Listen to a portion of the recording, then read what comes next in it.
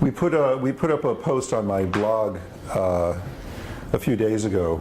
This is something that my partner Lydia and I cooked up together. In fact, she's the one who actually did most of the writing for this particular post.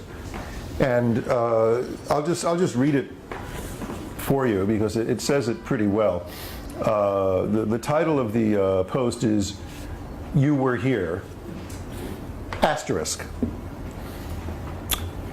I'm often asked whether my workshops or trainings qualify for continuing education credit with the Yoga Alliance, International Association of Yoga Therapists, or other registries and/or accrediting bodies. I always tell event attendees that they can put whatever they like in front of me and I'll happily sign it. Notwithstanding the fact that my less than favorable views on certification and licensing are well documented. And you've all heard me in this room give you my view on those things. To simplify this process in the future, I've decided to provide free to the public as a downloadable PDF an official looking certificate of attendance.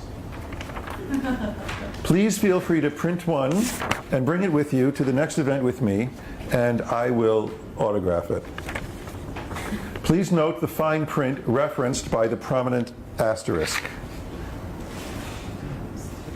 Here's the certificate. When you click on it, it takes you to the PDF. Okay? And there's the fine print. I'll read it for you. Well, first of all, certificate of attendance. This certifies that your name here was at name of event with Leslie Kaminof. Here's a place for the date. There's a place for me to autograph it. And here's the fine print. This certifies that the person named above showed up for some, most, all of the indicated session and appeared to be awake. Although there's no way for me to know whether they were listening or whether they absorbed, understood what I said, let alone how effectively they will choose to communicate it. Additionally, there is no way for me to determine the teaching quality or the teaching ability or qualities of the person named above, regardless of how much I may have liked, tolerated him, her. The recipient of this document bears full responsibility for demonstrating to the public the quality and efficacy of their skills and communicating honestly the true extent of their training. That's the most important part. Now this is an honest piece of paper, as far as I'm concerned. Okay, thank you. This is something that I have absolutely no reservations about signing, because it's absolutely true.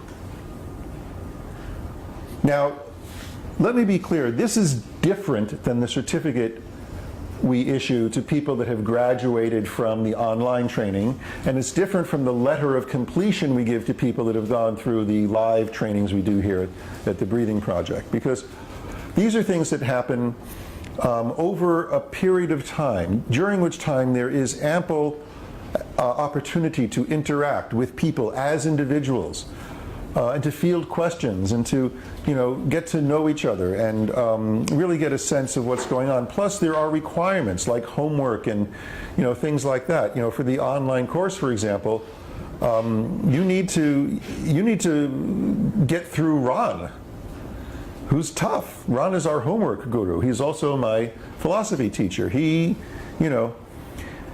tough, kind, but tough, And you have to complete all of those homework assignments for each of the lessons to receive one of these certificates of completion.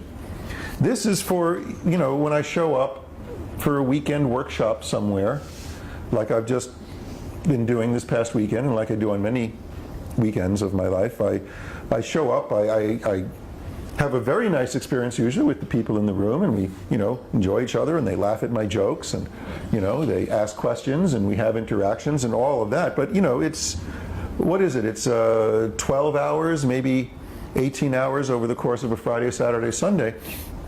You know, I stay in town just long enough to create an enormous amount of confusion, and then I leave. You know, and people, you know, for whatever reason, they want to be able to credit the hours they spend with me confusing them towards some sort of whatever, you know, continuing education, credit, CEUs, whatever it is. And, you know, it doesn't have to be Yoga Alliance or IAYT. Sometimes they're, you know, involved in other professional organizations that have these requirements to, you know, do a certain number of hours every year to maintain your credential. And as I say, I really mean it. You know, I don't care. If you have a piece of paper for me to sign, I'll sign it. And it's not like I don't value my own signature enough to be discerning about what I put it on. It's just that I value this idea of accumulating hours as proof of qualification so little that it's like, oh, okay, that's what you need to show to the bureaucrats. You need someone to sign it. Fine, there it is, you know. But a paper like this, and it's funny and it's kind of jokey and all of that, and people are giving me lots of LOLs on Facebook over it, and which is nice, but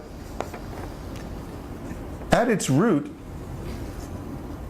the main thing here is the last sentence. The recipient of this document bears full responsibility for demonstrating to the public the quality and efficacy of their skills and communicating honestly the true extent of their training. That's not my responsibility. It's the responsibility of the person taking whatever knowledge they've accumulated or whatever studies they've done and offering it to the public. And in no way should a piece of paper like this serve to circumvent that reality or short circuit any inquiry on the part of a potential student or employer about what the true nature of this person's skill set really is.